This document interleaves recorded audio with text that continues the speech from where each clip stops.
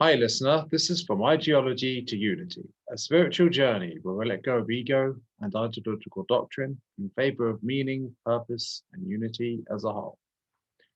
Right, so I'm doing another reading, and this is a continuation of Friedrich Nietzsche, The Birth of Tragedy. And this is Penguin Classics. So, translated by Sean Whiteside, edited by Michael Tanner. The Birth of Tragedy out of the Spirit of Music. That might ring a bell. I could see in the first reading I did, episode 1. Published by the Penguin Group, Penguin Books, blah, blah, blah. Okay, what else?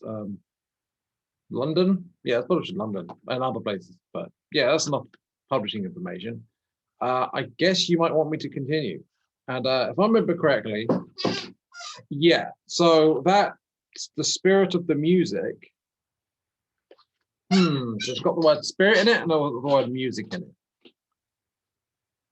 Well, there is this thing about energy and vibration in New Age ideas and the law of one, right? Even Nikola Tesla talked about it, right?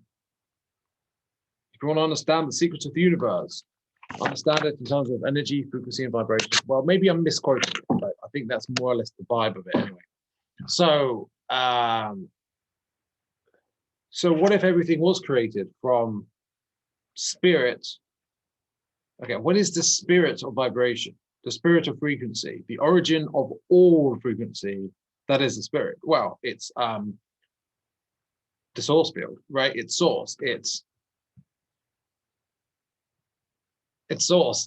And everything is, it's all a vibration, a frequency, and that's the nature of creation. And if you consider, actually, if you consider, what was it? Interestingly, Tolkien had an interesting portrayal of it in the Silmarillion, which is basically that there was this design that they were creating reality from music, right? They were all playing ground orchestra or whatever, and the physical world was created through that process. But that Melkor, one of the gods or aspects, okay, so all the gods originated from the creator itself, right? They were like his sons, but or daughters, but part of him in a sense, right? If I remember correctly. And one of them was like decided he wanted to he was like the best of them, but he wanted to do it in his own way. He wanted to add his own things to the mix. So he added in like discord and like all his own elements into it. It sort of messed up the whole thing, or at least messed up parts of it.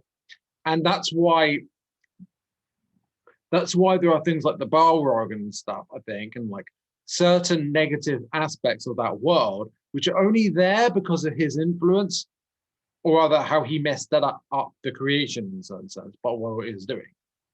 And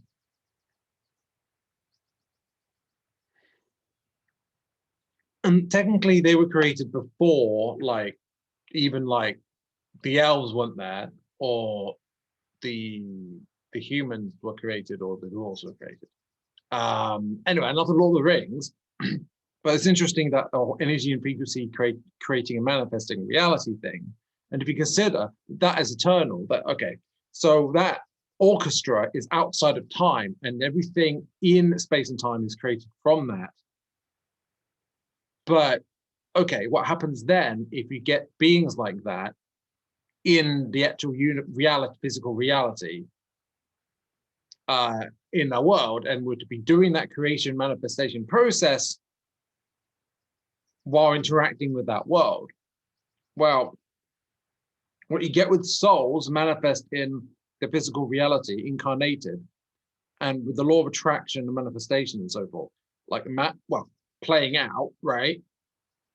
You're going to get a constant, throughout time, creation process that transcends time and space. So, and if you've listened to my episode about quantum physics,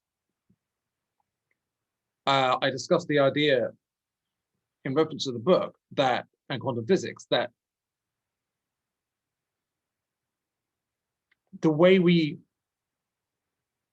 choose different outcomes of the superposition and the way it collapses is based on our state, our frequency, right?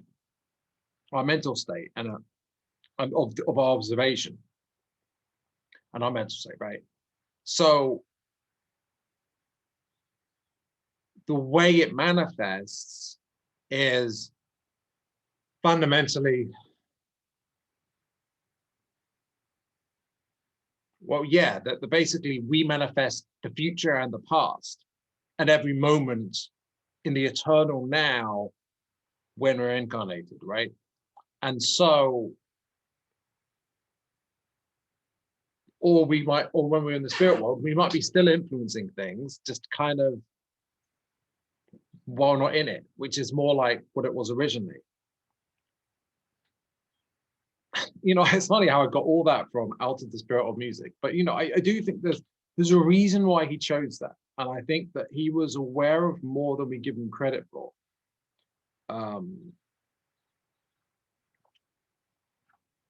But anyway, I'm going to actually, I should probably move where I've got my drink. Give me a second. Oh, there we go. All right, so now I might actually do some of the reading. Okay. I mean, I could just remind myself of some of the stuff I was talking about. Well, Dionysiac and Apolline, they're like two different aspects of art, I suppose, and two different styles of doing it. Now, what is art if not a creation process? It's creative, is it not creation? I've come across the argument that, I think it was the channel of Archangel Michael saying this, but that art and creative expression is fundamentally linked to love. It's tapping into the love of creation, like our love of that is that which is created, and love of the creation process, and love of oneself, tapping into that, channeling that, and doing art. That's why when you do art, that potentially more can come through than you're consciously aware of. Okay. So the cat is on the ledge outside, and he has something to say. What do you think about Nietzsche? Is that anything else? He's kind of a bit needy, I guess. Anyway, I've got stuff to do, so we're just going to have meows in the background, which is wonderful. Okay. Okay. Wait, where were we? Right, so that's the first chapter, The Birth of Tragedy. I'm just going to, you know, the interesting thing is, every time I come back to a text, oh man, I can't remember where it was. Okay. Oh dear. He doesn't really have chapters in the normal sense, does he?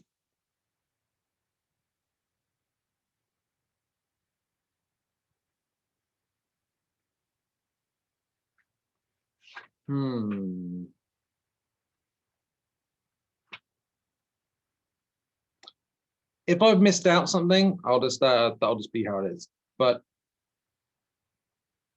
I feel like this is the right place to go. Like, right. The dream analogy may tell us something about this naive artist. Okay, what naive artist is that? The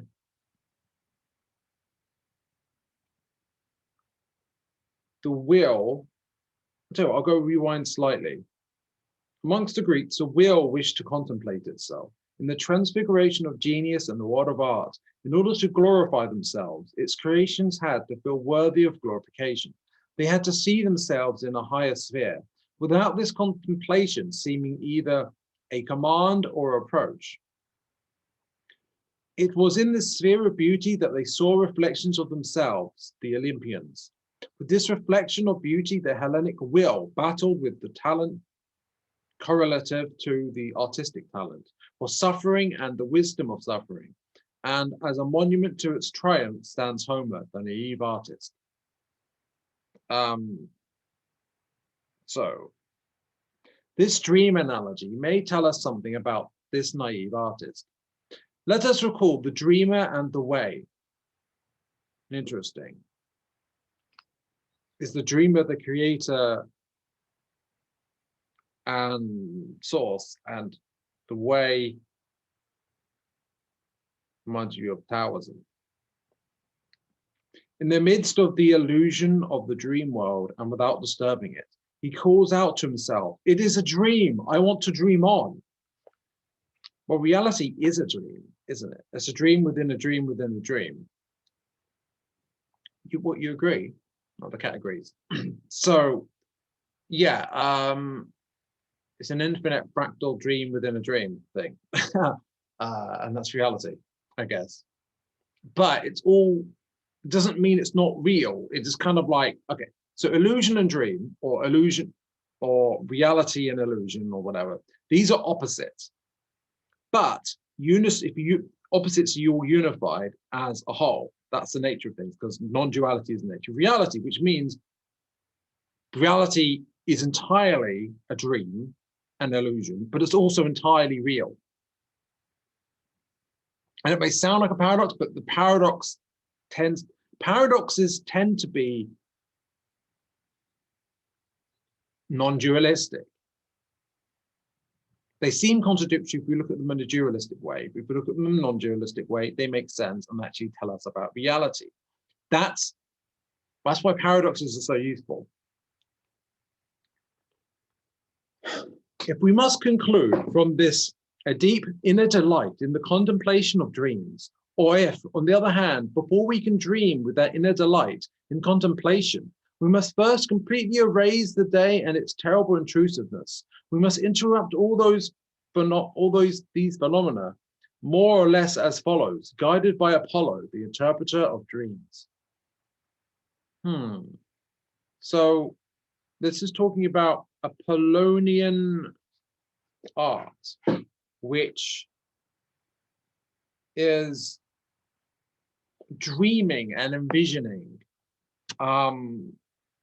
imagining in that typical sense.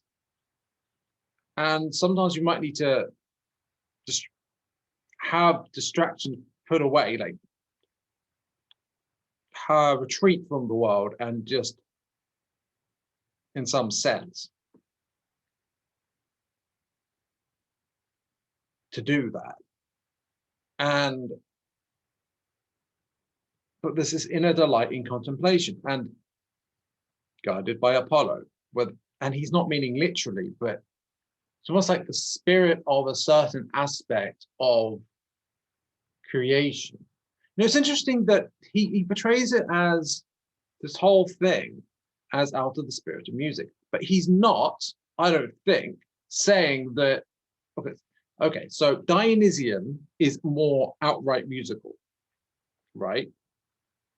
But he's not just referring to Dionysian art when he's saying out of the spirit of music. So there's something on some subtle level musical about Apolline art, even if it's not explicitly outright music, because it's more maybe inward music and inwardly expressed music of creation, whereas Dionysian is more outwardly expressed, maybe.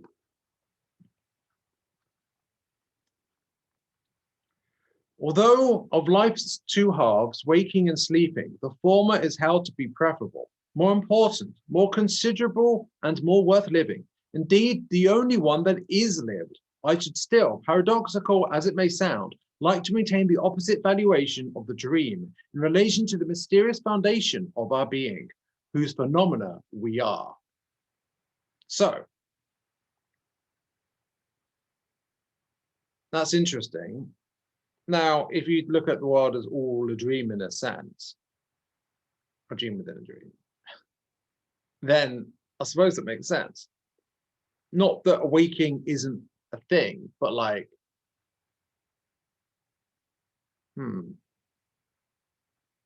there's more to reality than, in a sense, when you wake up, you realize you're dreaming. Whereas when you're dreaming, you think you're awake. Interesting contradiction, isn't it? Except it's not really contradictory. It just sounds it.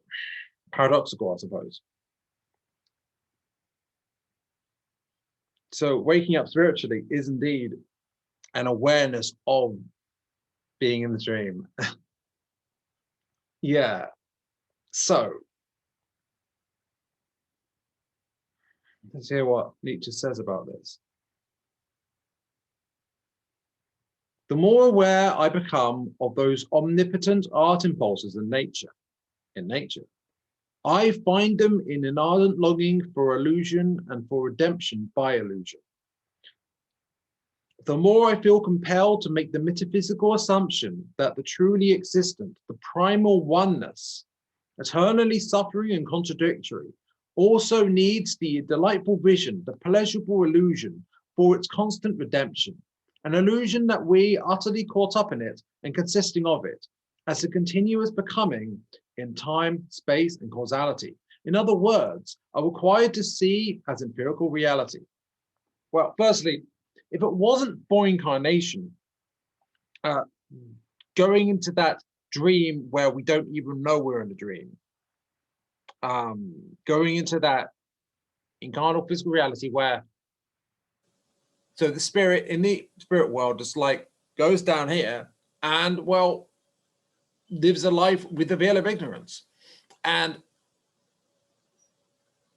there's something special about that that enables a great deal of growth,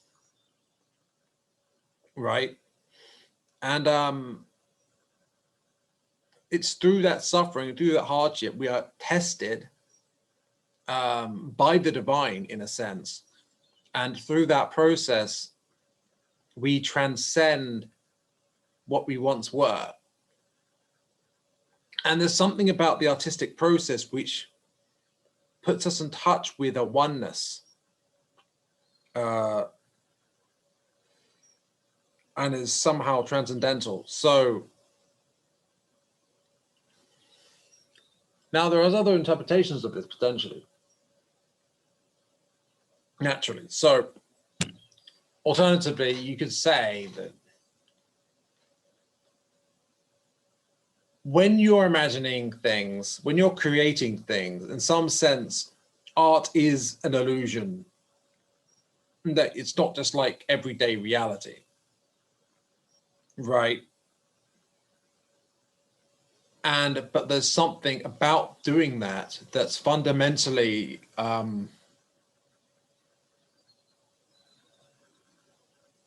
primal delight, but also a suffering, a delight. Well, I don't know, like, no, in all our life of suffering, we can find a delight in the creation, and we can find it a transcendental process that gets us in touch with something deeper, despite all the suffering in the external world.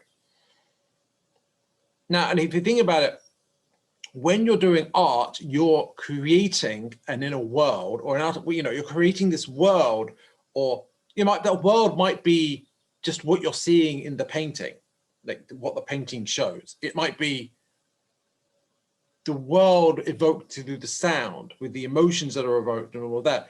In music, it might be, if it's a poem, it might be what's evoked in that. If it's a book, a novel, it's what's that imaginary world evoked and created in that process. If it's world building by J.R.R. Tolkien, then it will be Middle Earth. And there's something about that which is transcendental and brings us in touch with oneness. And here's the thing. In a way, it's highly analogous, what we do with art and what we do when we create our incarnation and live it. We do live the creation, the artistic creation, as we do it, we live it, right? But our life is a piece of art. Our incarnation is a piece of art, a divine piece of art, woven by our souls and other souls in interaction.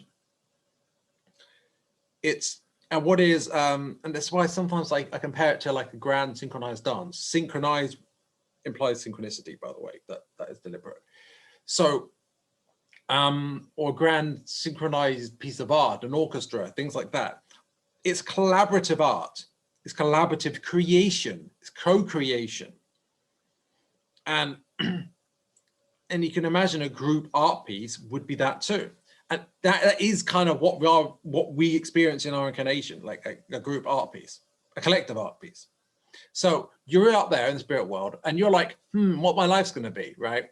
No, you're like, I want free will, but I also want to like plan certain things and like grow in certain ways, deal with karma from previous lives and stuff like that, right? Deal with certain soul contracts. There's certain things you have in mind and certain things you want to create. And I want it to be beautiful in this way or that way. And you're not just weaving something for yourself, you're weaving something for others as well in interaction. But what you're doing is you're where the hero's journey, I imagine. Top of my head, I can't remember the guy, but it's one of the guy who studied under Jung, Carl Jung. And he drew heavily on his idea of the collective unconscious and Jung's work, and he went further with it. Now, and the collective unconscious, the hero's journey is a cycle that repeats, and in that cycle, there's a series of stages whereby the hero of the story goes through these different experiences. They start off as the fool archetype, and they meet the old man, and they meet the woman who tempts them. Maybe they're wearing red, who knows? And then there's the dark night of the soul, that lowest low, where they meet this challenge or enemy or whatever, but they actually seem in danger of failing. It's a dark spot of the story where it seems like they're fucked, like they're screwed. But then they look deep within and they find some inner strength. They do their inner work, like shadow work or whatever, and then they get some secret ability or other, and then they manage to overcome that, and then eventually need to overcome the dragon, which is like the big bad, the big villain, so to speak, or whatever. Or it could just be the big challenge. It comes in different forms, and then they go back to where they were, but they're changed. And in our case, going back is kind of like in that celebration. In a sense, it's when if you have had big successes and when you're retired or whatever. But in a sense, in another sense, it's also kind of like the afterlife, and you're looking back on everything, and you're getting along with other souls you're friendly with and stuff, and we're like, yeah, that was actually pretty fun, wasn't it? So,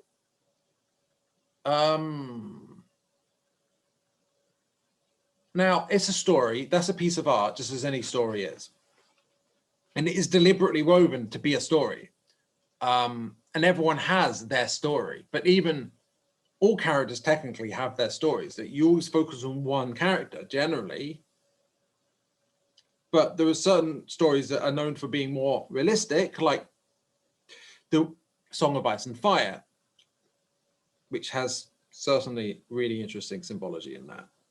But I won't go into symbolism of the Song of Ice and Fire. That's just not what I'm doing right now. But why did I mention that? Oh, it's got all these interweaving plots of these one character's doing that and one character's doing that. They've all got their story arcs and all comes together to make like a sphere of story arcs that's something more than just one person's story. And that is something which it really resonates with people, I think, because that is actually the nature of reality. Everyone's going through the story arc and it all makes up a larger whole. They've all got their perspective, but there's a holistic perspective from all that. And that's what life is like. It's a whole collection of stories artistically woven together by the co-creation of source, which all souls are. And yeah, and there's a oneness in that, and yet there's a multiplicity of forms and expressions, and it's a unity of parts as well. So yeah, and if something that what's he called? I've gone blank, but I've mentioned him before. That he actually studied. Okay, I can't remember the guy's name. This book I'm reading, Synchronicity Key by someone, gone blank. He's talking about, if you look at the cycles of history, if you actually, this has been studied, there have actually been studies that show certain faces of certain people in history manifesting the same patterns in different ways historically, like between America and Rome, ancient Rome, same patterns repeating, like literally to a schedule. Like if you take this 24,000 year cycle, there's the 12,000 year cycle, there's the 6,000 year cycle, there's the 3,000 year cycle. It may kind of, it's not exact per se, but it's just surprisingly, it can be surprisingly close at times. And to this cycle, almost to a schedule, the same sort of cycles play out. And it's really fascinating. It's like there's a plan to history. Really interesting. And the reason I would say that's happening is that in this co-creation process, there's this, it's all woven together from beings in the spirit world to be a grand piece of art, right? I would say, I don't know, I don't entirely feel like it's a coincidence that there's cute cat meowing outside as I'm doing this. There he is, he's in the other window now. You see, this is synchronicity in a way. I don't know what he's trying to tell me. The black cat is like meowing. I don't know, is that some omen or something? It's all part of the grand design, the grand story, which in a way, this episode could be a hero's journey of a sort. I'm not sure where the low point is. Maybe towards the middle. Anyway, so where were we? So what was Nietzsche saying?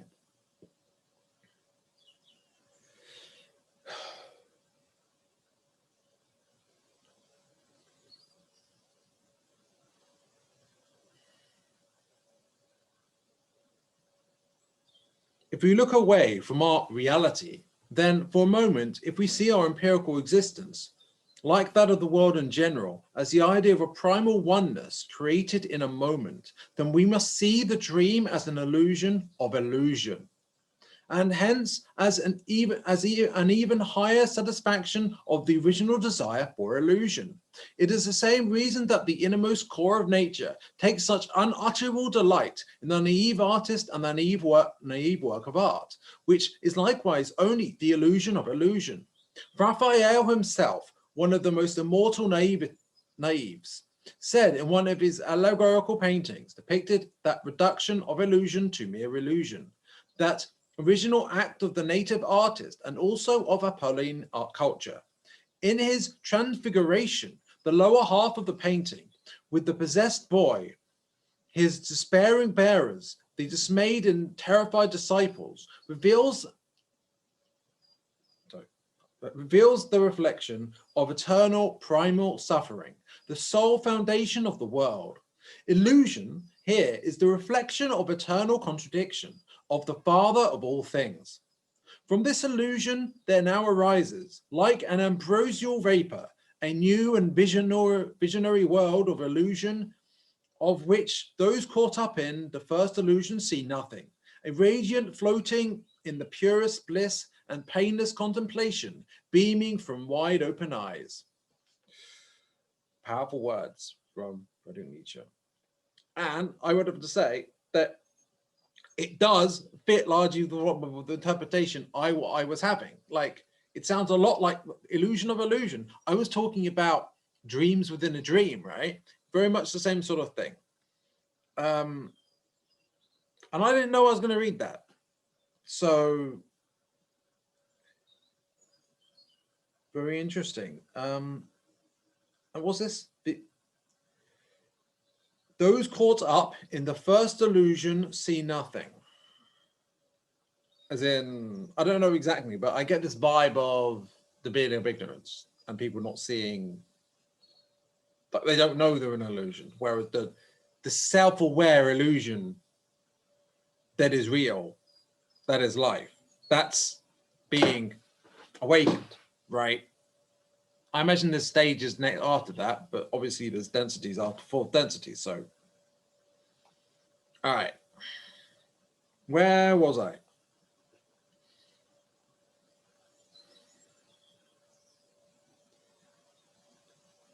Here in the highest artistic symbolism, we behold that Apolline world of beauty and its substratum, the terrible wisdom of Silenus, and we intuitively understand their reciprocal necessity. Apollo, however, appears to us once again as the apotheosis of the principium individuationis. Only through him does the perpetually attained goal of primal oneness, redemption through illusion, reach consummation. With sublime gestures, he reveals to us how the whole world of torment is necessary, so that the individual can create the redeeming vision, and then, immersed in the contemplation of it, sit peacefully in his tossing boat amid the waves. Now, first of all, I'm sure that's wonderful prose. That's just wonderful. That's really, I really like that. Secondly, so on one hand, there's this world of torment that's necessary for us to grow, and then we do our art and we go within and we create a redeeming illusionary vision. But I would add that in doing this, we're doing inner work, shadow work, because as Jung pointed out very clearly, in action, I would say, he might have said things to this effect too, but it's through doing art in his red books, or his black books, which made up his red books, it was fundamentally through artistic, creative, what's the word?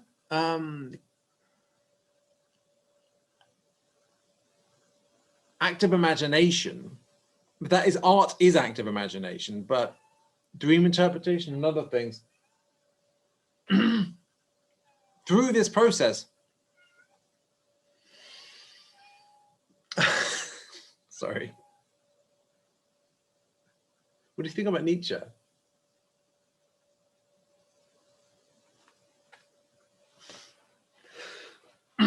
Pardon me. So,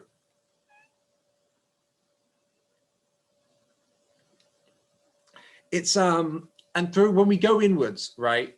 So we have the suffering and we go inwards, you do art, we do the inner work, do that process. And coming out the other side, we actually have gone through, in the hero's journey, that Dark Night of the Soul, where a transfiguration has occurred, like a transcendence, a going within, and they learn to this, and they get these new abilities, talents, or this new resolve to overcome the obstacles by letting go of their weaknesses. That the fall has those weaknesses, but by the halfway point, they're letting that go, letting go of what needs to, what no longer serves them, and they're stronger from that point onwards, and they're able to eventually beat the dragon, right? So this Apolline artistic creative process is necessary at that juncture of the Dark Night of the Soul. In fact, you probably won't be drawn to do that until you're in your Dark Night of the Soul, which is when the situation when Jung did it. He was doing it at the darkest point of his life. And he was going out into unknown territory because he'd achieved everything he thought he sought to achieve, right? And yet he felt fundamentally unsatisfied, fundamentally. And he had to go in a new direction, away from, you could say, the comforting security, and the also the social convention of just going with what Freud had in mind for him, and going in a different direction. And Freud never really forgave him for that. But the thing is, that's what Jung had to do in his inner journey. So, yeah.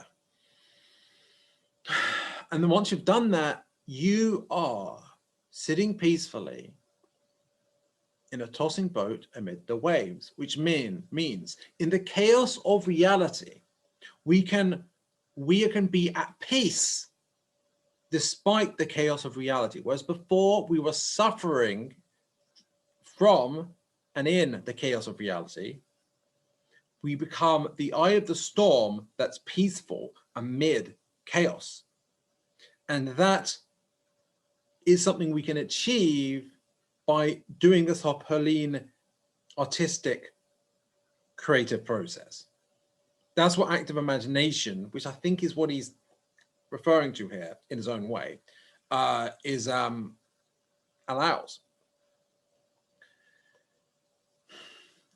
If it can be seen as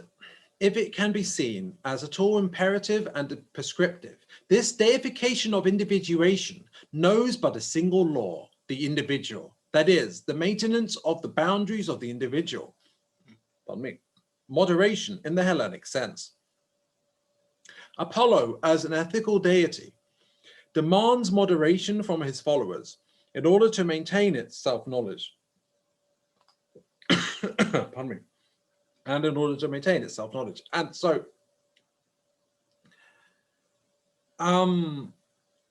this moderation, it may well be a balance between two opposites, two extremes. Pardon me.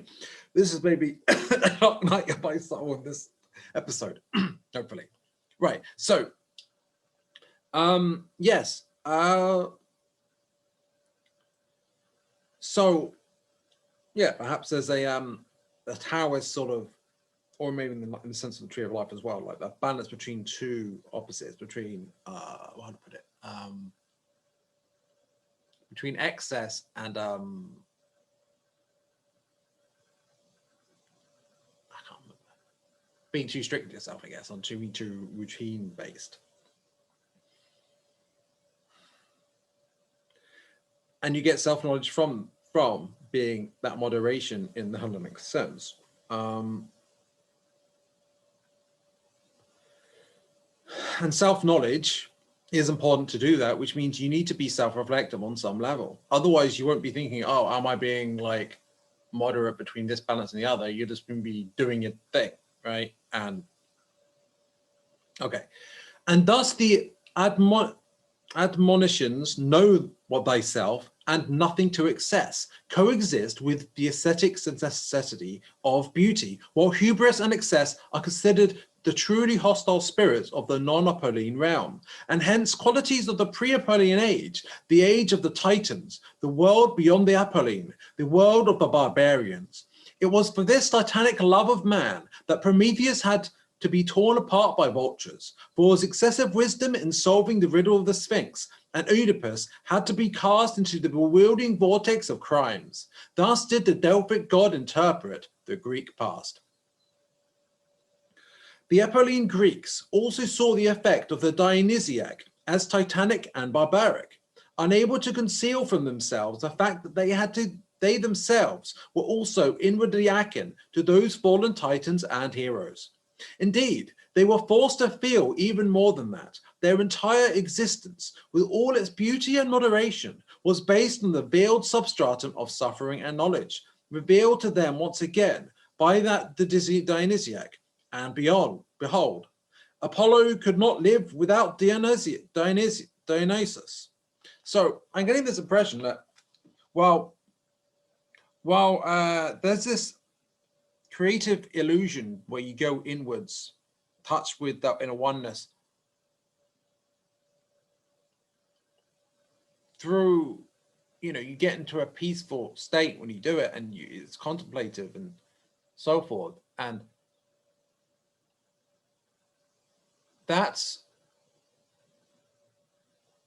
you in a world of suffering and chaos, you create an illusion of peace and beauty, and that way. But the Dionysian way seems to be, rather than creating a dream that gets you in touch with the divine and the oneness, and is transcendent in that sense. It's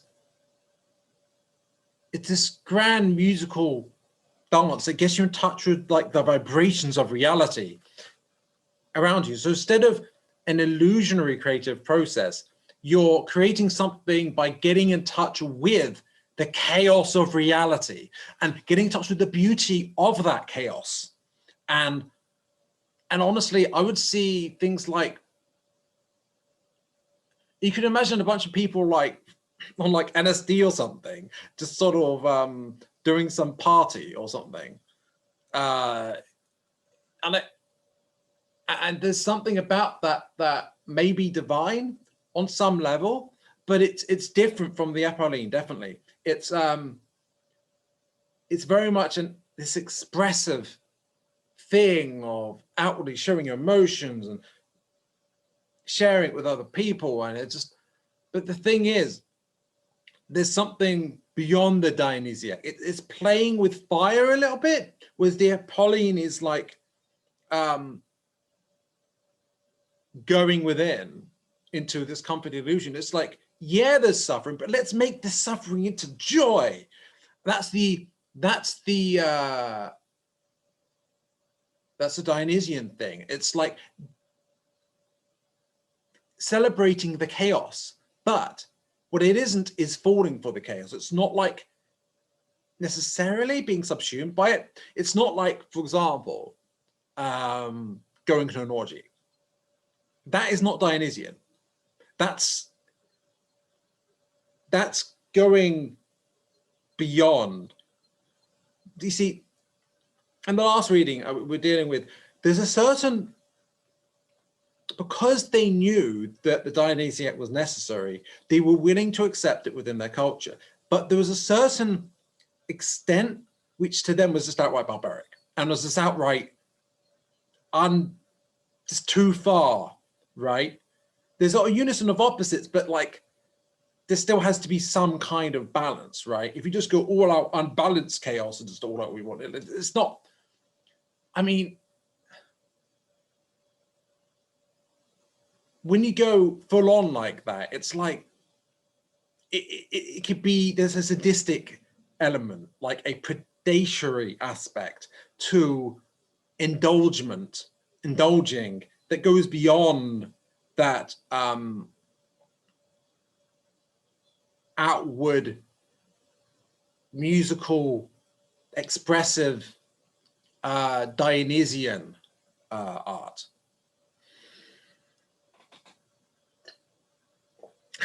And there are certain people, they're not only trying to make it artistic in this weird, sick way, when they have like, you get these celebrities and there's pictures of them and there's like, I don't know, like it looks they have like an actor in this weird thing that looks like they're like dead, but I don't know, like, you know, like the sort of thing that, fuck, I'm not going to do, it's just like weird rituals and shit. That is not Dionysian. That's just dark. Anyway, so, wow, that cat really wants my attention. So, oh man. Okay. You see, now he's at the door. He's literally, I'm under siege by a cat.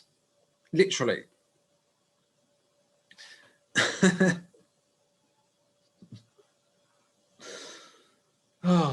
Right. So, know thyself is important, because to know yourself was mentioned here by Nietzsche, and you need to love yourself, you need to know yourself and accept yourself. But you can't accept what you don't know about yourself. Right.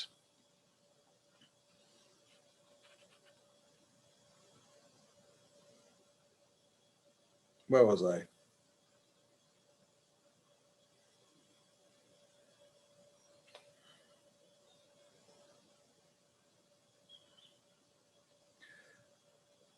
And let us now imagine how the ecstatic sound of the Dionysiac revels in echoed ever more enticingly around this world, built on illusion and moderation, and artificially restrained, how their clamor voiced all the excess of nature and delight, suffering, and knowledge. And even in its most piercing cry, imagine what the wait, Psalm, this is fucking, you know, Psalm.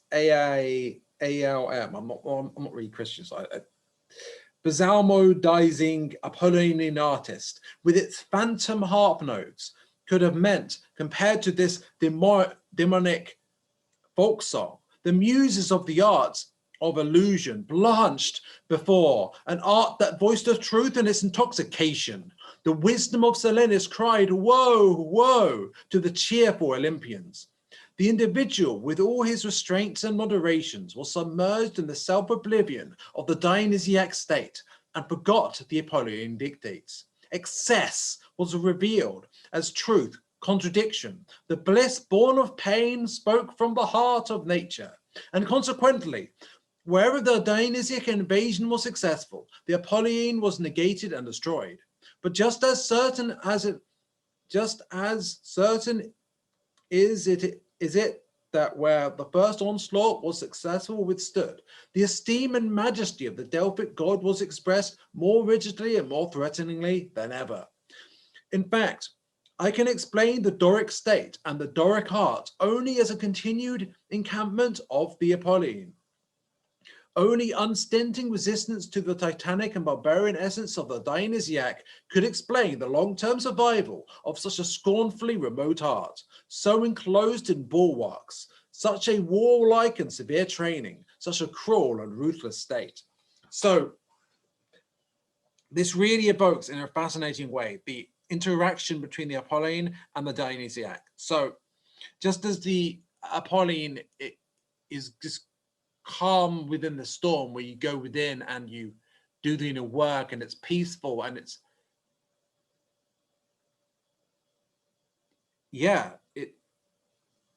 what I've described. The Dionysiac is just reveling in, instead of retreating and creating this peaceful illusion, it's like, yeah, there's pain and suffering, but there's joy too, and we can just express it all and connect with everything through this, and we can have a transcendental experience by just reveling in the music of the suffering and the joy and everything in between.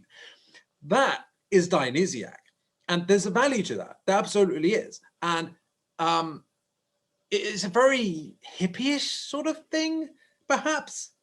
Well, the Dionysiac is that Renaissance artist connecting to the divine in his art, and he's so in the moment, and when he's doing it, he's maybe not entirely conscious. We don't even know what state that is. It's a flow state, and when it's done, it's like he looks and he's like, he's almost taken aback by what he's created.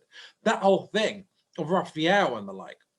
But both are fundamental parts of nature, of human nature, right, as well, because that unison of opposites, they are both valuable, right? And they're both different parts of us, but one can't take over, neither can the other.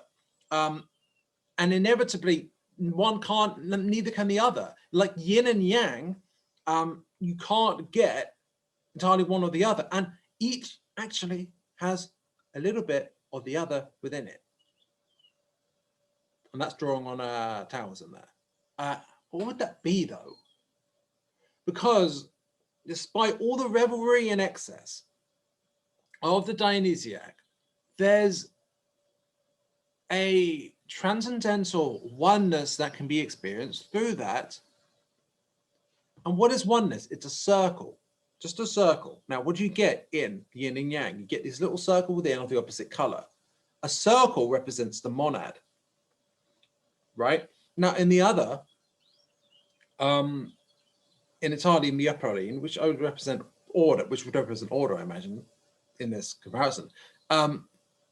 There's also in that illusion, that beautiful illusion, there's this sense of oneness that is true, absolutely true, right? Despite it being accessed through beautiful illusion, and which might even be on some level an escape from reality. It's also a connection to a higher reality. And for the Apolline, you're connecting to the higher reality, that one transcendental unified reality. You're connecting through it through this grand musical dance, right? That an intoxicated party, essentially, right? Or celebration of life that doesn't hold back. But in that, there's something transcendent and beautiful and in that too. And this oneness, this transcendental state of oneness and unity, both approaches connect to it. And this is something that unifies them both. It's like in the yin and yang, the circle inside the yin and the circle inside the yang, it's like there's a fucking wormhole connecting them in that point, right? Oh, and tell you what it reminds me of now, I had this vision of, I don't know, vision, it is like, I just saw a mental imagery anyway, of, you know, I don't know that much about the tree of life, in the Kabbalah, but I did watch a video by Seekers of Unity, it was a really good channel, by the way, about it. And one thing that was described is that, oh, no, it's not just that. I also watched the spirit science video about it, and I'm kind of drawing on both here. Now, there's just one of these, so there's top one, right? And then left and right, diagonally left and down right of that slightly, there's these two other ones. These, one is like, the top one is like the divine source of everything sort of thing, I think. The second one is like, they're like cognitive and creative, but different aspects of that. I'm not going to go into detail. And then below that, you get this one that's kind of like in the middle pillar, but kind of, it's got aspects. It's like you draw on that to aspects of, okay, so, oh man, I understand how to draw it. Give me a sec. If I remember correctly,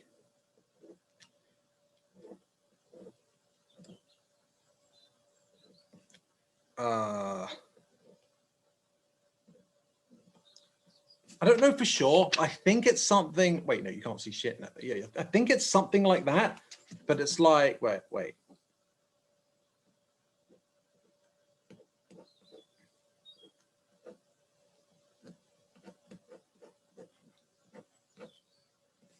I think it's something like, wait, can you see it?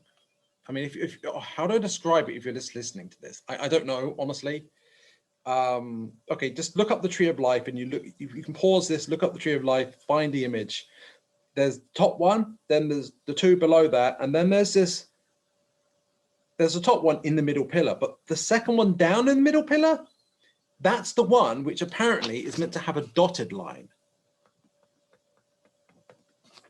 I don't know. Imagine if I just did a dotted line instead of a solid one. And because apparently that connects you to an equivalent point in the tree of good and evil, now, otherwise known as the tree of death. So there's a tree of life, and then there's the reverse one, which is like the shadow side, the dark side of humanity. Yeah, it's kind of, it was like almost like forbidden for a long time to even delve into among scholars, in Jewish scholars, but of the Kabbalah. But essentially, the dark one is like, that's left, there's the creation, the one order of creation, then there's what's left over, I guess. And it's like, if you fall from grace, you start manifesting dark, twisted reflections or distortions, not true reflections, but twisted reflections of each of those. And there's a connection between that. Although the yin and yang isn't like good and evil, really. It's more like chaos and order. And chaos and order isn't like one's good and one's bad. It's not that simple. So even though I saw connection there, and like apparently that one connects you to that second one down in the central pillar, is apparently it connects you to the second one down in the opposite side, the opposite reflection, the dark version of it.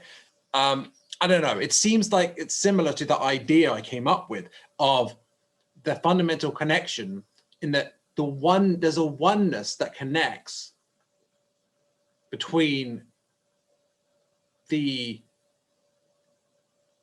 so why is it a oneness? Right, because it's a unison of opposites. Because chaos, the bit of chaos that is in order and the bit of order that is in chaos is itself a unison of opposites. And what is unison of opposites? It's a non-duality. What is non-duality? It is unity and oneness. And what is oneness? It's a source of everything. It is a source of creation. And it is that divine oneness. And of course, there's a connection between the chaos in order and the order and chaos. They are one, right? It wouldn't be any other way. So, wait, where was I again? Right, okay. So that cruel, ruthless, severe training, we think of the Spartans and their training, like that is very Doric. I'm pretty sure that's the nature of their art. Whereas the Ionic might have more of the Dionysian in it. And that is more of an Athenian thing. And you got this war, the Peloponnesian War, between perhaps, in a sense, not just maybe on some level that the Peloponnesian War represents Dionysian versus Apolline. I don't know. I wouldn't. That sounds like a massive oversimplification that kind of butchers history. So and butchers the concepts. So never mind. I have up until this point expanded on the observation I made at the beginning, how the Dionysiac and the Apolline, in a sequence of renewed births, mutually intensifying one another, dominated the nature of Greece. How the Homeric world developed out of the Bronze Age, with its titanic battles and its stern popular philosophy, under the constraints of the Apolline impulse to beauty. How this naive magnificence was engulfed once more by the encroaching Dionysiac flood. And how, in the face of this new power, the Apolline rose to the rigid mastery of the Doric art and the Doric view of the world. If the older Greek history falls into four major artistic stages in the battle between these hostile principles, we must inquire into the final goal of this process of development, lest we see the final period reached, the period of Doric art, as the summit and goal of those artistic impulses. And now we can see the sublime and esteemed work of art that is Attic tragedy, and the dramatic dithyramb as the common goal of the two impulses, whose mysterious marriage, after a long period of early strife, was finally blessed with such a child, at once Antignon and Cassandra. We are now approaching the true goal of our inquiry, that of understanding the Dionysiac Apolline genius and its work, that is Dionysiac - Apolline genius. So it's talking about the unison of those two things and the genius that comes with that. Genius and its works of art, or at least gaining a sense of the mystery of that union. Now we shall first of all ask ourselves, where in the Hellenic world did that seed first appear, which later grew into tragedy and the dramatic dithyramb? The ancient world itself gives us a pictorial answer, presenting the forefathers and torchbearers of Greek poetry, Homer and Archilochus, side by side on sculptures, gemstones, and so on, in the certain belief that these two alone were worthy of respect, both of them completely and equally original, from whom there issued a stream of fire that flowed over the whole of the latter Greek world. Homer, the aged, self-absorbed dreamer, the prototype of the Apolline naive artist, is now astonished to behold the passionate head of the warlike votary of the Muses, driven wildly through life. And the new aesthetic has been able to contribute only the interpretation that here the objective artist stood face to face with the first subjective artist. This interpretation is of little use to us because we know the subjective artist only as a bad artist, and through the whole art of art we demand above all else the conquest of the subjective. release from the self, and the silencing of the individual will and craving. Indeed, we cannot imagine a truly artistic creation, however unimportant, without objectivity, without a pure and disinterested contemplation. I'm not sure I quite agree with that. I think there's something in the subjective art that's actually valuable. Maybe he's going to say that. Maybe he's just, this is part of what he's weaving. I suspect so. All right. Onward. So,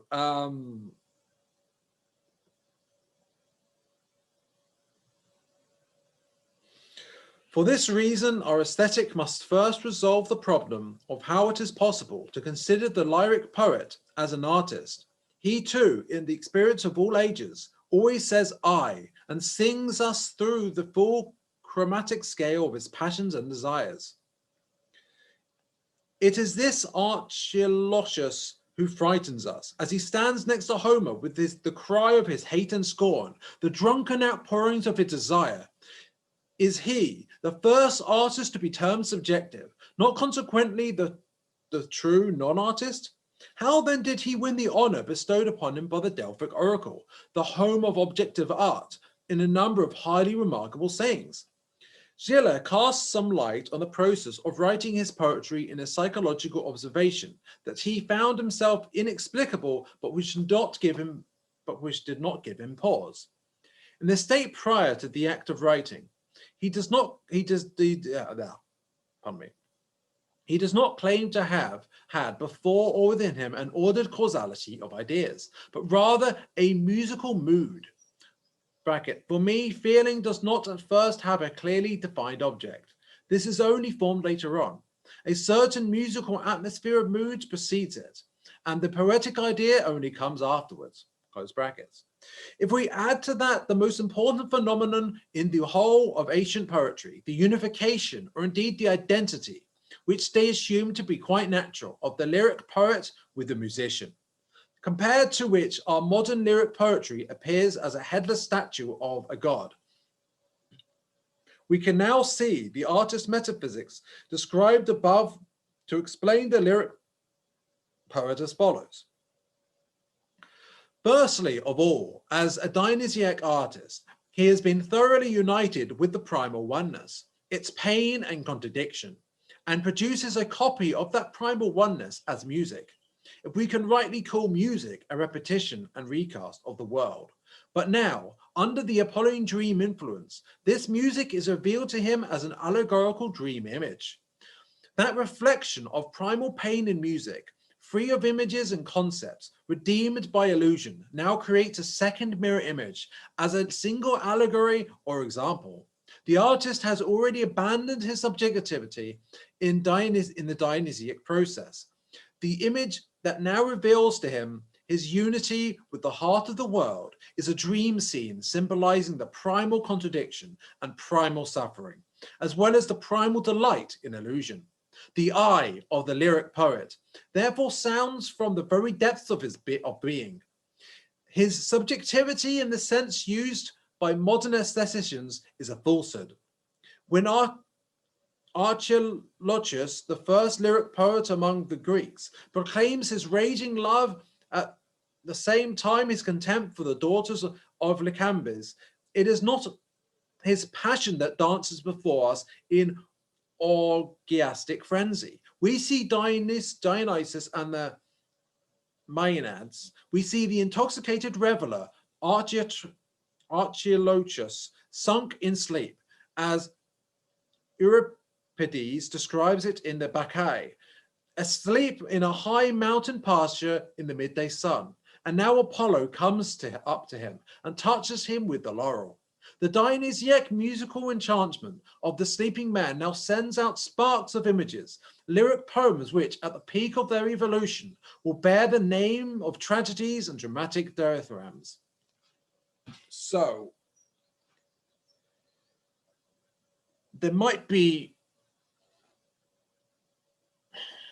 there's something maybe missing in the Dionysiac that is not combined with the Apolline, and it's delves so much into subjectivity that, at least from Nietzsche's perspective, it's missing out on everything that the Apolline offers. And even if there's a sense of oneness that can be found there, it's only truly found when it's paired with the Apolline. Although I would add that it probably the other way around, opposite also applies, because there's a sense in which the Apolline is an escape from reality, from the suffering. And even though it allows you to transcend it, via a dream, a peaceful, beautiful dream, nonetheless, but still a dream. It's a denial of that. On some level, it's an escape from the chaos of reality, but there's a beauty in that chaos. There's joy to be found in that chaos. It's not just suffering. And if you deny, there's in a sense, the Apolline on its own seems to deny the positive side of that chaos in reality, to avoid almost out of more fear of the pain and suffering that you get in life, in that chaos of life. So it's a retreat from that chaos into a place where you can get in touch with that inner order, that and the divine, and that oneness and transcendental state. But it's when you combine them, when you get the Dionysiac that's sleeping, dreaming, then what happens is Apollo comes forth to him, and they come together, and there's something so much more that you get from that. And I would say that Nietzsche also does make a subtle point here, that he refers to the precursor to postmodern art. Now, the postmoderns, they've got, they're right about some postmodernism, I mean, and that sort of thing. It does touch on something that is valid. There is an aspect to our reality that's subjective. Even social constructivism, it does, in some regards, point out something that's true about our reality, that how much we create it with these different angles and different perspectives, and they're all just perspectives. And many of our perspectives, they're not the holistic whole. They're just like, this is one angle, this is your subjective angle, right? The thing is that with postmodernists, they deny that there is a holistic whole. They deny that there's a reality beyond the subjective perceptions. They just say all reality is just a combination of different perspectives, and there is no reality. It's all just like a combination of perspectives in flux. And that's it. And there's no reference point by which we even root ourselves in reality, because there's no real reality. It's just like, everything's just your opinion, man. And there's something to that. I mean, to be honest, being into New Age stuff, I mean, there's certainly the subjective element of things there. But the thing with the New Age is it gets you in touch with the transcendental, with the oneness, with the whole. That's more than just perspective. Through the integration of all these different perspectives, including the opposite perspectives, what we get is, so we get one perspective, we get another, we draw a circle and have them represent different parts of the circle, it's a whole. And if you hold different opposites that are integrated together in a perhaps circular way, what you get is a sphere. And okay, so you just have one perspective and you can't see the whole picture. You can only like see part of it, and it's like a distorted representation of things. But yeah, it's the integration together. It's the union with others and of perspectives with others. That's where we get a transcendental perspective, which is more than all the divided perspectives. I mean, if you just got people doing Apollonian dreams, then everyone's got their own art that, or dream perspectives of reality and everything, right? To just go all out Apollonian, you get people doing their separate artistic versions of reality, right? And you just got the Dionysian. Well, what you get with Dionysian is just like, it's all subjective. There's no actual reality. There's nothing objective, right? But when you combine them, that is when you get the truly transcendental experience. That is when you unify those opposites, you really get something magical. And that seems to be Nietzsche's point here.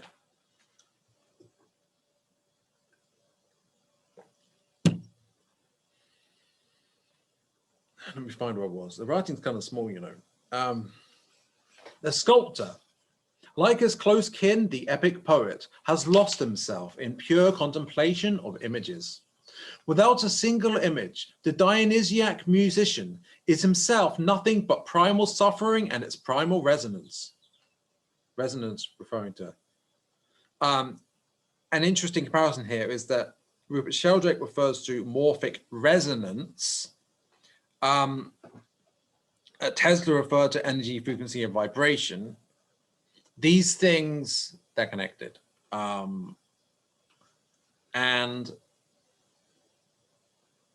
yeah, I don't mention that. The lyric genius is aware of a world of images and symbolic growing out of his world of images and symbols growing out of this mystical state of self-expression and unity, one that is utterly different in coloring, causality, and tempo from the world of the sculptor and the epic poet.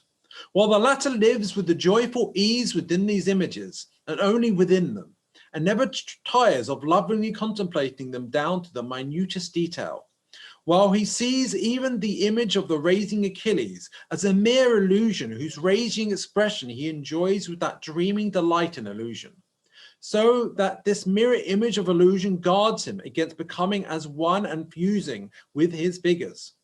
The lyric poet's images are nothing but the poet himself, and only different objectifications of himself. You know, I just had this comparison between Carl Jung and what's the guy? Oh shit! Just when you need to remember the name of the guy who basically took loads of psychedelics and then he like wrote down all his things and he came up with theories about like reality and like psychology, but from a psychedelic perspective. And he is much more chaotic, whereas there's a sort of orderedness and straight-lacedness to Jung. I mean, he did explore the other side of himself, absolutely, but I'm just getting this vibe that like they're both pointing at the same thing, just in a different way. Anyway, I was mid-sentence there and I just stopped and went on this tangent. Okay. I might one day finish the sentence, right? One that is utterly different in coloring, causality, and tempo from the world of the sculptor and epic poet. While the latter lives with the joyful ease within these images and only within them, and never tires of lovingly contemplating. Oh, right, I've already said that.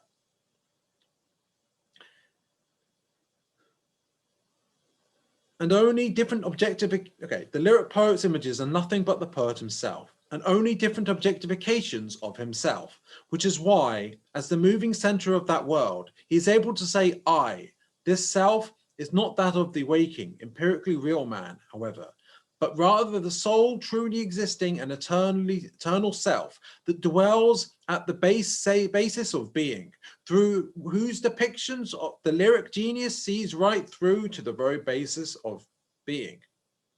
Wait, is this talking about the Dionysiac or the...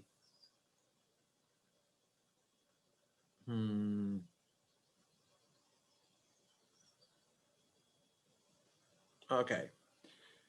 This self is not that of the waking, empirically real man, however, but rather the soul truly existing and eternal self that dwells at the basis of being, through whose depictions the lyric genius sees right through to the very basis of being, which is that transcendental oneness attained through the Apolline.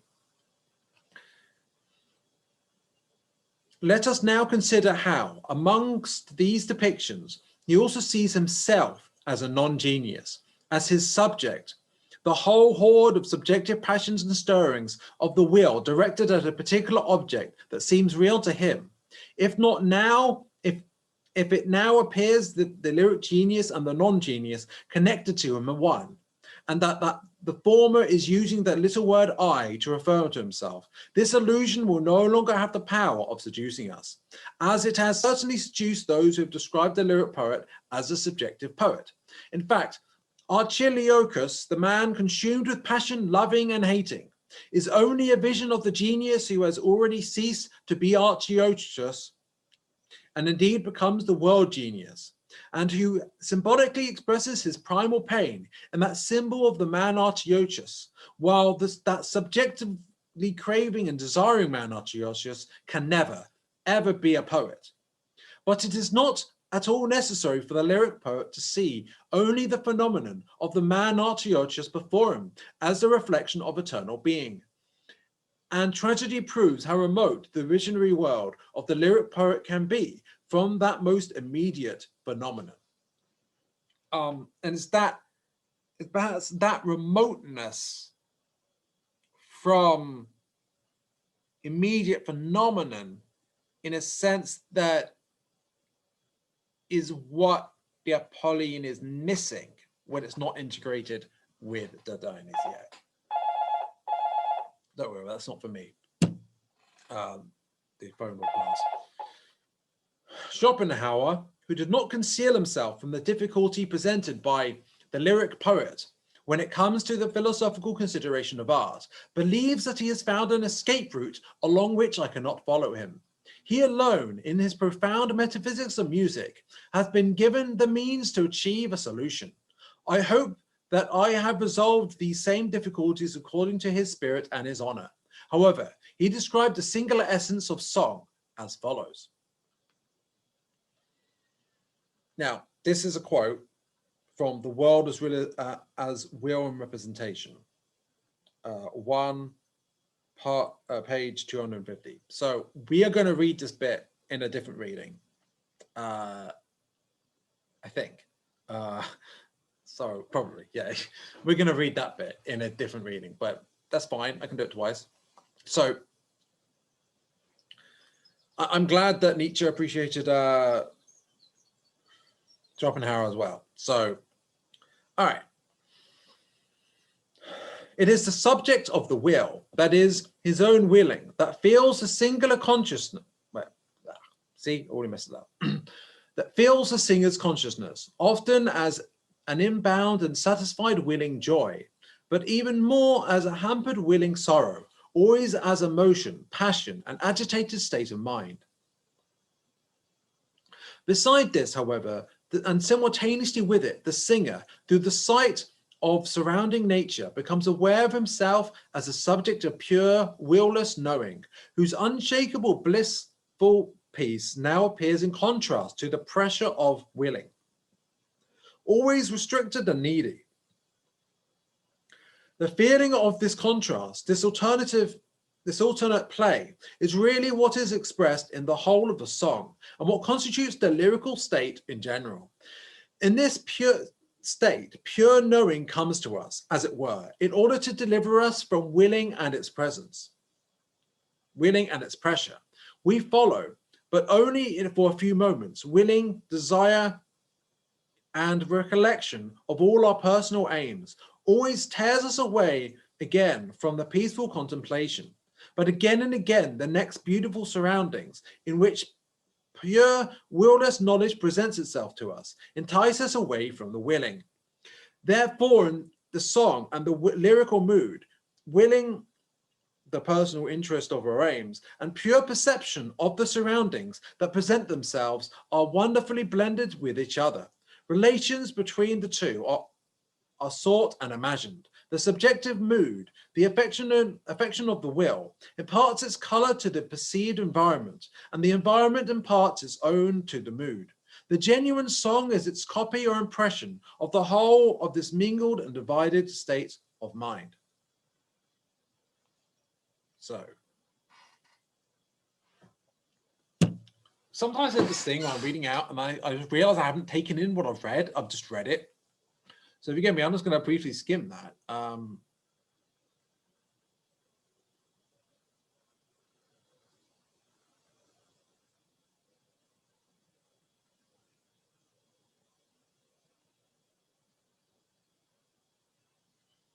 So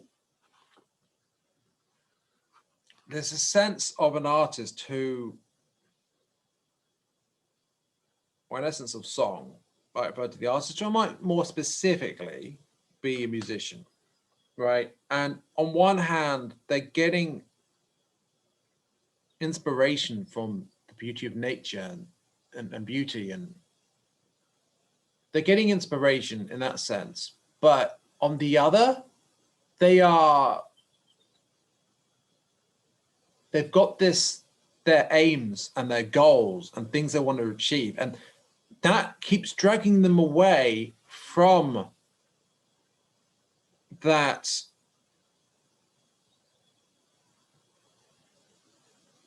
joyful appreciation of the beauty of nature and stuff, that blissful peace. And yet that blissful peace always returns. So on one hand, you get this passionate, agitated state of mind. On the other hand, you get this blissful peace, and they're both involved. And it's that interaction that is actually the dynamo which drives the creative process involved, perhaps. Who could fail to understand that in this description, lyric poetry is being characterized as completely achieved art that seldom reaches its goal, and then only by means of a leap, a half art whose essence lies in the miraculous fusing of willing and pure contemplation, the non-aesthetic and the aesthetic states. We insist instead that the opposition of the subjective and the objective, which Schopenhauer employs as a yardstick in his classification of the arts, has no place in aesthetics, since the subject, the individual who wills and furthers his own egoistic purposes, can be considered only the adversary and not the origin of art. But insofar as the subject is an artist, he is already liberated from his individual will and has become a medium through which the truly existent subject celebrates his redemption through illusion. For this above, all must be plain to us, for our humiliation and our enhancement. And the whole comedy of art is not at all performed for us, for our improvement or edification, any more than we are actual creators of that art world. But we can indeed assume for our own part that we are images and artistic projections for the true creator of that world, and that our highest dignity lies in the meaning of works of art. For it is only as an aesthetic phenomenon that existence and the world are eternally justified. While of course our awareness of meaning differs hardly at all from the awareness that warriors painted on canvas have of the battle portrayed. Thus, all of our knowledge and art is utterly illusionary, because we, as knowing subjects, are not identical with that being which, as sole creator and spectator of that comedy of art, prepares an eternal enjoyment for itself. Only insofar as the genius is fused with the primal artist of the world, in the act of artistic creation does he know anything of the eternal essence of art. For in that state, he is wonderfully similar to that weird fairy tale image of the creature that can turn its eyes around and look at itself. Now he is at once subject and object, at once poet, actor, and audience.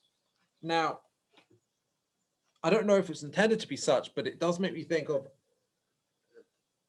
this idea that, okay, if we look at life as a creative expression of the divine, so the souls in the afterlife or in between lives, whatever you call it, the soul realm, whatever, spirit realm. And they're sitting around having a good time. And they're like, it's been a while since I've been in that physical world. Where's this physical world? It's this place where souls go to co-create art, and that art has both positive and negative aspects to it and everything in between.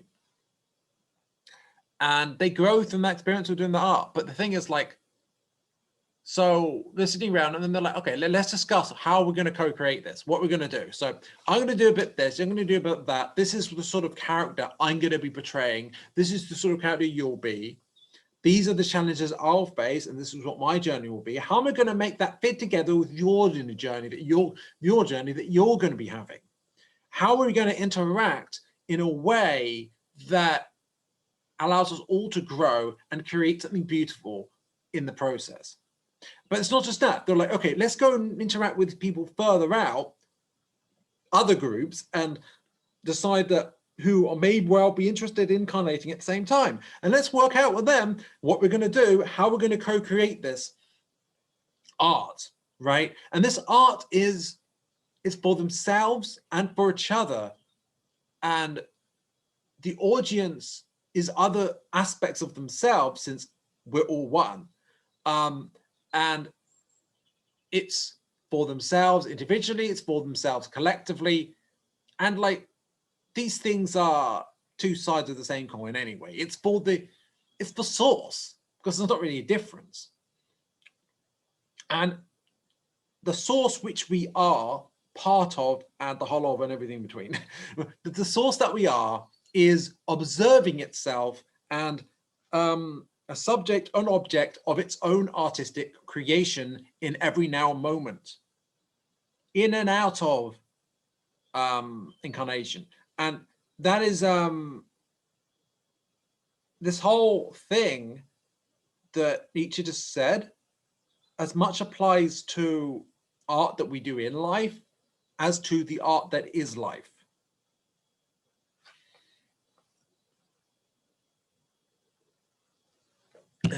So, wow, how much more am I going to do? Well, I can do another section. Right. As regards Archilochus, learned research has revealed that he introduced a folk song into literature, and that for this deed he was accorded his unique place besides Homer in the universal estimation of the Greeks. But what is the folk song as distinct from the utterly Apolline epos? What is it with the perpetuum and vestigium of a unification of the Apolline and the Dionysiac? Its tremendously wide dissemination among all peoples, intensified in constantly new manifestations, tells us of the strength of nature's dual artistic impulse, which leaves its trace in the folk song just as the orgiastic movements of a people are immortalized in its music. Indeed, it must also be historically demonstratable that any period richly productive of folk songs has also been most intensely stimulated by Dionysiac currents, which we must always see as the substratum and precondition for the folk song. But first of all, we must see the folk song as a musical mirror to the world, the original melody, which now seeks a parallel manifestation in dream and expresses it in poetry. So again, perhaps that original melody is what the Dionysians are connecting to, and connecting to the divine through they're connecting to the divine creation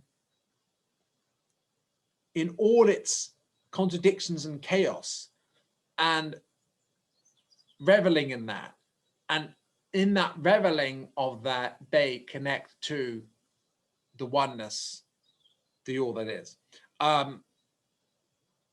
And by comparison, it's in the illusion, the dream of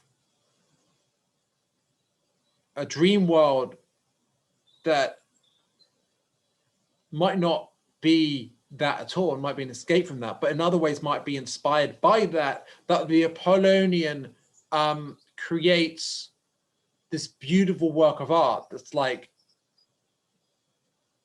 a dream fantasy by comparison to real world. But the thing is, it's just as beautiful because its creation is done through a connection to the divine as well.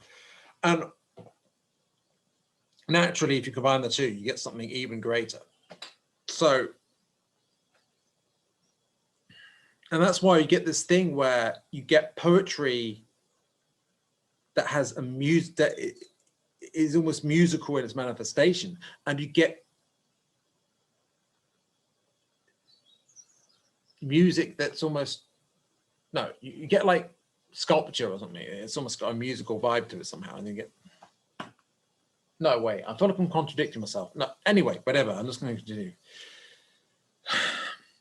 Melody then is both primal and universal, which is why it can therefore bear various objectifications in various texts. It is also more important and necessary by far in the naive estimation of the people. So, primary and universal. If you understand the secrets of the universe, understand it in terms of frequency, energy, frequency, and vibration, right? So that melody, frequency, vibration, string theory, these emotion itself are different vibrations, right? Electromagnetism is all like frequency, right? It's all melody, right? And if particles and waves, or particles and fields, are all on a universal level, or at least, or they're just fields, right? Ultimately leading up to a grand unified field, which itself is just a small field within many others in a fractal sense, then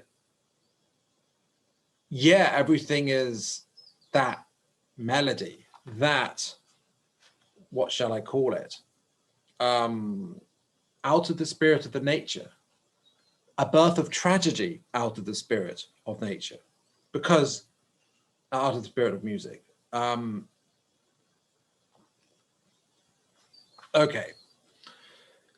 Melody then is both primary and universal, which is why it can therefore bear various objectifications in various texts. It is also more important and necessary by far in the naive estimation of the people. Melody gives birth to poetry over and over again. This is precisely what the strophic form of the folk song tells us, a phenomenon that has always astonished me, until I finally hit upon this explanation. If we consider a collection of folk songs as a des Knaben Wunderborn, in light of this theory, we shall find countless examples of constantly generating melody, emitting sparks of images which, in their brilliance, their sudden transitions, their headlong rush, reveal a power that is utterly alien to an epic illusion and its peaceful flow. From the point of view of the epic, this uneven and irregular world of images in lyric poetry is simply to be condemned. And certainly the solemn epic rhapsodies of Apolline festivals in the age of Terpander did just that. In the poetry of the folk song, then, we see language doing its utmost to imitate music. Hence, with Archilochus, we see the beginning of a new world of poetry that most profoundly contradicts the Homeric world. Thus, we have described the only possible relationship between poetry and music, word and sound. Now imbued with music's power, the word, the image and the concept seek an expression analogous to music. In this sense, we can distinguish two main currents in the linguistic history of the Greek people, in which language imitated either the world of images and phenomena or the world of music. Are they really separate? You could say this bird song in the background, if you're in a forest or something, you know, that's some music. That's some music of its own. Okay, where was I? We need only consider the linguistic differences in color, syntactical construction, and phraseology in Homer and Pindar to understand the meaning of this opposition. It becomes immediately obvious that between Homer and Pindar, the orgiastic flute melodies of Olympus must have sounded, even in the age of Aristotle, in the midst of an infinitely more highly developed music. This music must have inspired a drunken enthusiasm, and certainly its original effect have stirred the people of the day to imitate it with every available means of expression. I am here recalling a familiar phenomenon of our own time, one which is repellent to our aesthetic. Again and again, we hear individual listeners impelled by a Beethoven symphony to speak of it in images, even if any comparison of the various image worlds thus conjured up by a piece of music shows them to be fantastically diverse or even contradictory. Turning their feeble wits to such comparisons and ignoring the phenomenon that truly demands explanation is very much part of that aesthetic. Indeed, even if the composer has discussed a composition in terms of images, if, for example, he has called a symphony pastoral and described one movement as a stream scene or another as merry gathering of peasant folk, that these are but symbols, ideas born from the music and not imitated objects of the music. They are ideas that have nothing to teach us about the Dionysiac content of the music and have no distinctive value to us as images. We must now transfer this process of the discharge of music in images to a youthful people, fresh and linguistically creative, before we can have any idea of how the strophic folk song came about, and how the linguistic faculty as a whole was stimulated by the new principle of the imitation of music. If we can therefore see lyric poetry as the imitative effulgence of music in images and concepts, we may now ask, how does music appear in the mirror of imagery and concepts? It appears as will in Schopenhauer's sense of the word, as an opposite of the aesthetic, purely contemplative will-less state. We should here distinguish as sharply as possible between the concepts of essence and appearance. It is by essence impossible for music to be will, since as such it would be entirely excluded from the realm of art, given that the will is precisely that which is not aesthetic, yet it is manifest as will. For in order to express the appearance in images, the lyric poet needs all the stirrings of passion, from the whisper of affection to the roar of madness, impelled to speak of music in Apolline symbols. He sees the whole of nature and himself within it as eternally willing, desiring, yearning. But insofar as he interprets music in images, he himself lies amidst the peaceful waves of Apolline contemplation. Though all he considers through the medium of music may be an urgent driven motion. Indeed, if he glimpses himself through the same medium, he sees his own image in the state of unappeased emotion, his own desire, his yearning, his moans and his jubilation become a symbol with which he interprets music to himself. This is the phenomenon of the lyric poet. As an Apolline genius, he interprets music through the image of the will, while he himself, completely delivered of the greed of the will, is the pure and undimmed eye of the sun. Through this discussion, I have relied on the idea that lyric poetry is dependent on the spirit of music, to the same extent as music itself, in its same absolute sovereignty, does not require images or concepts, but can tolerate both. Lyric poetry can express nothing that was not already the most universally present, with the most universal validity within the music that compelled the lyric poet to use the language of images.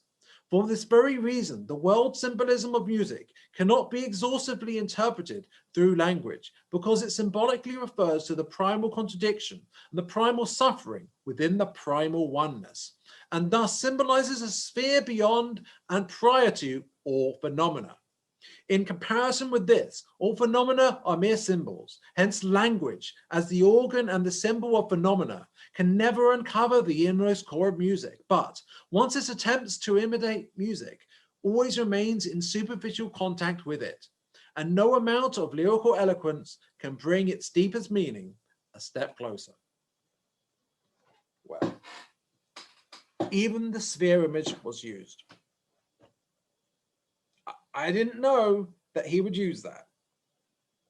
But if that's the image that came to me at that time, then was it my house elf or something? I don't know. It's pretty cool anyway. So I like it when that happens. So there's this oneness. There's this original sphere, the monad, that is the origin of it all. And the images that we evoke or we express about the music never really truly do the music justice. The music is the music, and the music is heard. It is simply heard without rationale, without logic, without thought. It is simply heard and experienced in the moment. And the same goes for the divine. The divine is experienced in the moment. You don't think through the divine. You're connected with it. And maybe, very interestingly, what Nietzsche is saying here is that even when you're representing the divine in a way that cannot do it justice, you're still connected to the divine in doing that, even if it's a lower representation of it. But it seems to suggest that everything being a creation of the divine and a manifestation of it is connected to it at all times, but that it's like a reverberation. There's the original origin that, like a pebble, is that monad, and it drops onto the water, and then you get these vibrations coming outwards, and they, in a sense, you get a distorted reflection of the original, but it's still fundamentally connected, absolutely, to the original source of that creation, the original music of creation, the birth of tragedy. And yet, so on one hand, it's fundamentally, it's separate from that, and it's different from that, distorted from that. But on the other hand, it's all one. The vibration that comes from the stone, that drops in the water, is one with the pebble that drops on it, and it wouldn't be there if it wasn't for the pebble, right? So what he's expressing about lyric poetry or folk music or folk poetry, there's something about that, well, it symbolically refers to the primal contradiction and the primal suffering within the primal oneness, and symbolizes a sphere beyond and prior to all phenomena. The one, the monad, the source. And yet all that is that. Even dare I say it, like things like Epstein's Island, that is part of all that is, as part of God. Just as the most beautiful, wondrous art that helps people in so many ways would also be that. And to say otherwise would honestly be spiritually bypassing, to be honest. You have to recognize everything as part of the divine whole. And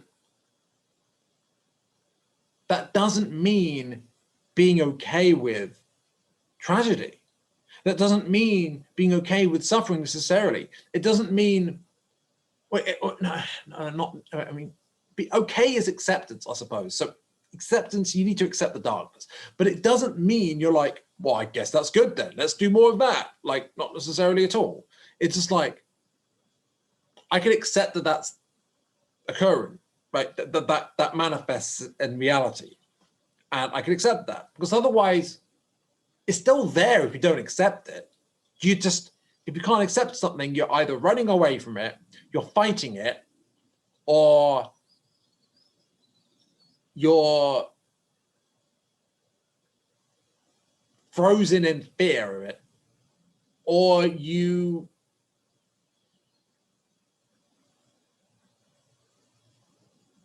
something like that. Pretty much, like, there's not really a constructive way to deal with something if you're not accepting it. So everything must be accepted. Because if you're not accepting its existence and being there, and acceptance doesn't mean, oh, I guess it's a good thing then, let's do that. Like, no, it's just like, that's there, that's real. I accept it, that it's there. You know, just because you can accept something and then do something about it potentially, although not advisable to focus too much on changing the outcome.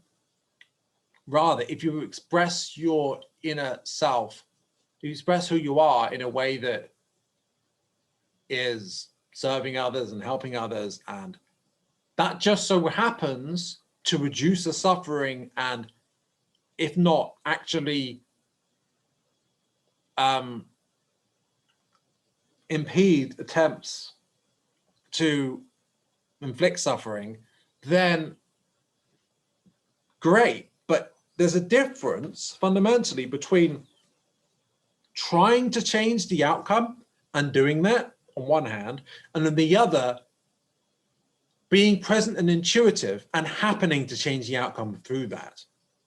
Your love will shine through in the latter case, and you will find a way to do that, potentially maybe more effectively than if you're trying to change the outcome, right? And there's something about trying to change the outcome that's fundamentally about control. You're not just controlling the outcome, you're controlling, if all is one, you're kind of controlling people through that, right? And it's also like, you can have the same effect, but if your intent is to change someone's, let's say if you're trying to change someone's mind, right? And you think they've got this toxic view or whatever, right? You're trying to change their mind. You've got that goal, you're trying to change it, and then you succeed and change their mind, and then they change their mind based on what you do. Maybe you yell at them or something. I don't fucking know. Like maybe you just sort of, I don't know, whatever you do, you succeed in, or you got with something that you want them to do. You don't want them to do something, so you get them to do, you know, like a boss who yells at someone until they just comply, you know, that sort of thing. Like you do that and then they comply, and what happens is, well, on some level you actually hurt yourself by doing that, but in the other levels you've actually, someone's cowed before you and you have dominated them. In some sense, if you control the outcome, especially when it relates to other people, you're controlling other people, you're dominating other people. Like, what if you could just be present and intuitive, express yourself, be yourself, and you might get more of what you really want and less of what you intend. But maybe, so even if on face value, even if someone, suppose someone is doing something you find unpleasant, but then they change what they're doing to something more pleasant, but based on liking you or liking something you've done, and you touch their heart and they're like, okay, I understand. And then they do something different. Whereas opposed to, for like someone's stressing you out and you're like, don't do that, right? If you do that, maybe they're, okay, suppose you succeed and they don't do that, but there's resentment, and like it sets a situation up for negativity later down the line. And it's just like, it doesn't create harmony, it creates separation. And you might get the same result, or at least superficially, but in the long term, it's different results. And it's better if you're being more harmonious with people and being more present and intuitive and in touch with your inner love. So,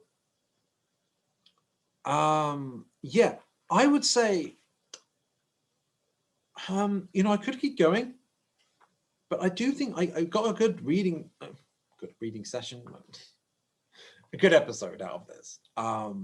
So, yeah, I really enjoyed that we really got to explore more that interaction between the Apolline and the Dionysiac, and I liked how I could connect it to Yin and Yang and stuff. And I liked, you know, that thing about the sphere and stuff. I also like how he was quoting Schopenhauer, right? And he obviously he seems to have a different interpretation from me, which is fair enough. As expected, but that's interesting, right?